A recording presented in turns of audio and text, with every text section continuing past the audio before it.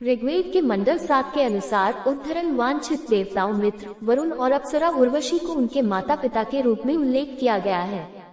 कहानी में मित्र और वरुण एक यज्ञ अग्नि बलिदान कर रहे हैं जब वे उर्वशी को देखते हैं और कामुक हो जाते हैं। वे अपना वीर्य एक घड़े में गिराते हैं, जिससे कुछ दिनों के बाद वशिष्ठ का जन्म होता है। वशिष्ठ की जन्म कथा कई बाद के हिंदू धर्मग्रंथों में दोहराई गई है। पुराणों में कहा गया है कि उनके 3 जन्म हैं। पहले में वह भगवान ब्रह्मा द्वारा बनाए गए एक मानस पुत्र मन से जन्मे पुत्र हैं। दक्ष यज्ञ के विनाश के बाद वशिष्ठ मारे गए, लेकिन ब्रह्मा द्वारा फिर से बनाए गए। वशिष्ठ निमि नामक राजा के शाही गुरु बने। हालांकि निमि एक यज्ञ में वशिष्ठ को आमंत्रित करना भूल गए और गुस्से में वशिष्ठ ने निमि को जल्द ही मरने का श्राप दे दिया। निमि ने उन्हें वही श्राप देकर जवाब दिया। भयभीत होकर वशिष्ठ अपने पिता ब्रह्मा की ओर भागे। ब्रह्मा ने उन्हें वरुण और मित्रा में प्रकट होने का सुझाव दिया। जब उर्वशी को वरुण और मित्रा ने देखा तो वशिष्ठ उनसे फिर से प्रकट हुए। 4-7-48 अग्रवाल के अनुसार एक कहानी में कहा गया है कि वशिष्ठ सरस्वती नदी में गिरकर आत्महत्या करना चाहते थे, लेकिन नदी ने सैकड़ों उथले चैनलों में विभाजित होकर इस अपवित्रता को रोक दिया। अग्रवाल कहते हैं कि इस कहानी की जड़ें बहुत प्राचीन हो सकती हैं, जहां प्राचीन मनुष्य ने सतलुज की ब्रीडिंग प्रक्रिया को देखा, और क्योंकि ऐसी कहानी का आविष्कार तब तक नहीं हो सकता था जब तक कि निवासियों ने एक प्राचीन नदी राजस्थान में को सूखते हुए और सतलुज जैसी इसकी सहायक नदियों को सिंधु नदी में विलीन होते हुए नहीं देखा।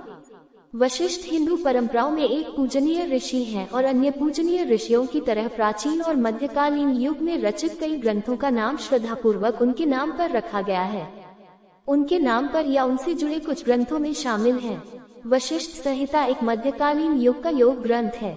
इसी शीर्षक से एक आगम भी है। वशिष्ठ धर्मसूत्र एक प्राचीन ग्रंथ है तथा कुछ धर्म संबंधी ग्रंथों में से एक है जो आधुनिक युग में भी जीवित है। ये धर्मसूत्र 300-100 ईसा पूर्व एक स्वतंत्र ग्रंथ है तथा कल्पसूत्र के अन्य भाग अर्थात श्रव तथा गृह्य सूत्र गायब हैं। इसमें 1038 सूत्र हैं। वशिष्ठ के लिए वर्णित तरीके से स्टाइल किए गए मानव सिर की एक तांबे की ढलाई 1958 में दिल्ली में खोजी गई थी।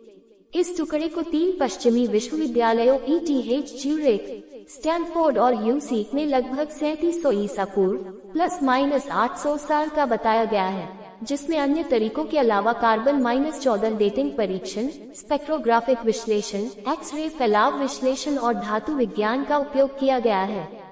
इस टुकड़े को वशिष्ठ सिर कहा जाता है क्योंकि ढलाई की विशेषताएं, केश, तिलक और अन्य विशेषताएं हिंदू ग्रंथों में वशिष्ठ के वर्णन से मिलती जुलती हैं।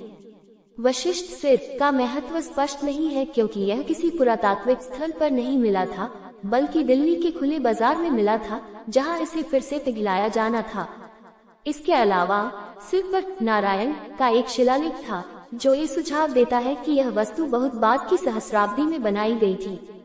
एडविन ब्रायंट कहते हैं कि यह वस्तु संभवतः 2800 ईसा पूर्व से पहले की एक प्राचीन तांबे की वस्तु से फिर से गढ़ी गई और बनाई गई थी, जिसने C14 डेटिंग के साथ पदार्थ के महत्वपूर्ण निशान छोड़े थे।